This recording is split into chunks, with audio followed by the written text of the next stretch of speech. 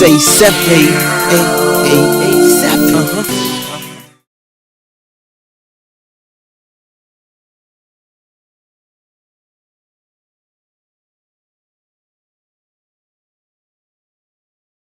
And now for our feature presentation.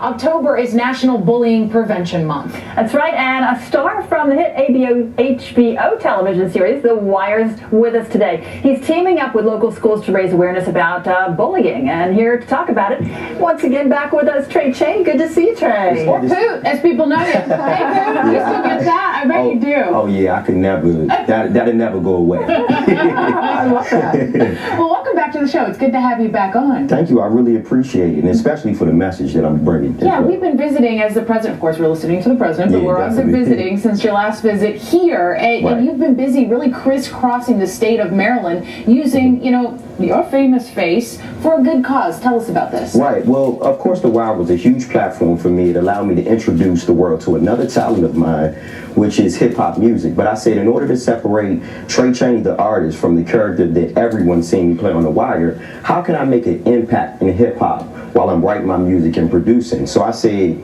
I need to speak about issues that really affect today's society. And bullying, it stood out to me just because when you read your newspapers, when you look at the news, you're hearing about young people that don't want to get up and go to school in the morning because they're being bullied so bad. You're hearing about young people contemplating suicide. So that touched me. So I said, when I present this hip-hop music, I'm going to create a record called My Bully. I shot a visual for it with Lamar Tyler. And, we put it out there. We put it on iTunes. We put it out on the web.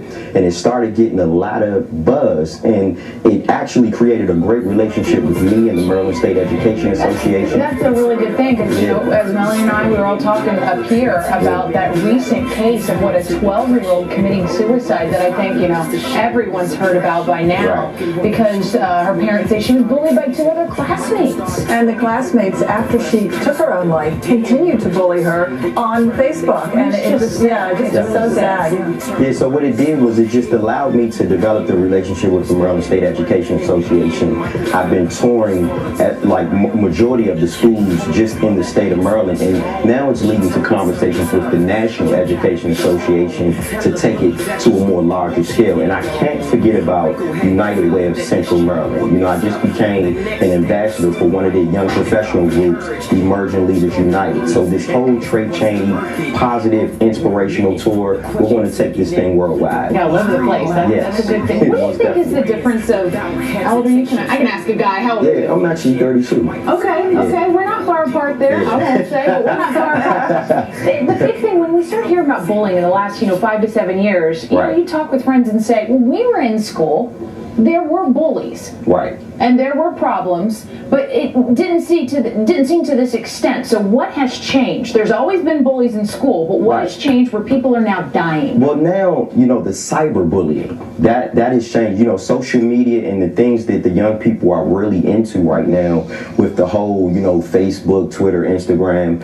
And just like you stated about the last case, this young person was receiving text messages. It's a whole bunch of stuff just in social media. So that's kind of like, I feel it's my responsibility to just step up and go inside these schools and, try to uplift these young people to just putting into it, because it has to end. We don't want to keep on seeing our kids lose their life. We don't want to keep on seeing our kids not want to get up and go to school and continue to feel depressed and things of that nature. So that's why, and it's kind of like a battle that I'm having with the radio stations and, certain networks now, because I'm like, Mike Bully, this record is on iTunes. This is the record that we can kind of put in front of our kids to let them know that someone is out there trying to fight for them. I'm at the schools, and this is what really needs to be instilled in our young people's lives today. Well, with parents kind of listening to you talk right now, and especially talking about the whole importance of social media, and how do they police that with their kids? What's the best way to do that? Well, it has to be some type of way that,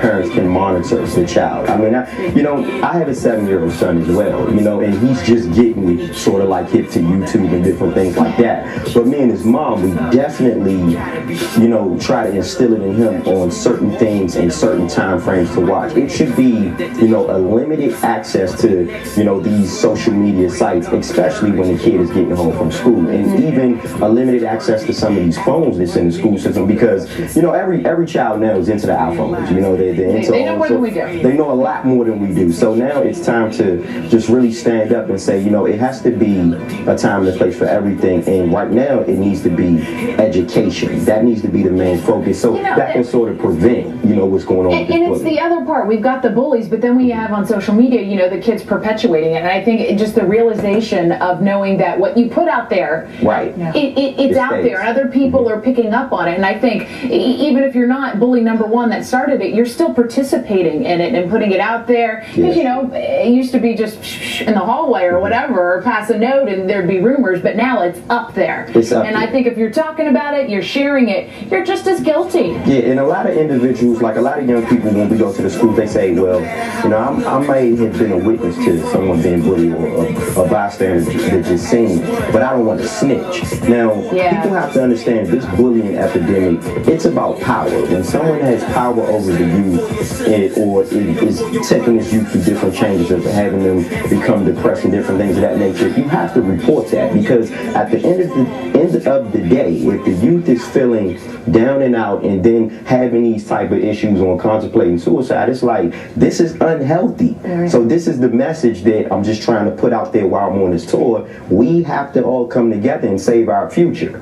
Trey, we're running out of time, but I want to find out real quick, what are you doing, what's your next acting project? Anything that works? A film called 6 Hearts, 1 Beat. It's about me falling in love with a young lady with 4 kids, and it's directed by Frank Jackson and co-directed by Shaka Balamini, and the big premiere is December 14th at Crampton Auditorium, Howard University. I want you all to be there. He's a fellow step-parent. We need to talk about that. It's like, I've got 2 of my own. We can talk. It's great. It's Thanks going to be for a great coming on the show, Pooh. Thank you. I appreciate it. More Let's Talk Live after this break.